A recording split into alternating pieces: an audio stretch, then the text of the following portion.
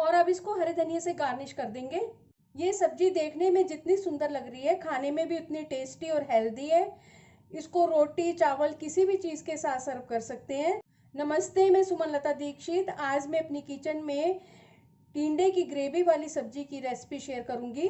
चलिए देखते हैं इसको कैसे बनाना है। इस सब्जी को बनाने के लिए ये 3 टमाटर है, 1 बड़ा प्याज है, इनको बारीक काट लेंगे। 1 आलू है जिसको मैंने काट लिया है, और ये आधा किलो टिंडे हैं और गिनती में 10 है ये। इनको भी छील के धो के ले लिया है, और अब इनको इस तरीके से टुकड़ों में काट लेंगे।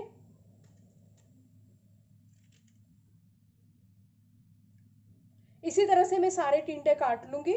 इस सब्जी को मैं कुकर में बनाने वाली हूँ। गैस के ऊपर कुकर में मैंने 3 बड़े चम्मच सरसों का तेल डाला है।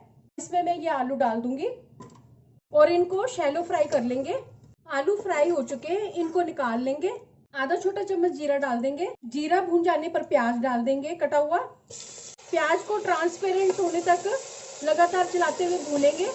छोटा चौथाई चम्मच हींग डाल देंगे। स्वादानुसार नमक डाल देंगे। 2 छोटे चम्मच धनिया पाउडर डाल देंगे। 1 छोटा चम्मच हल्दी डाल देंगे। आधा छोटा चम्मच लाल मिर्च पाउडर डाल देंगे। 1 छोटा चम्मच कश्मीरी लाल मिर्च पाउडर डाल देंगे।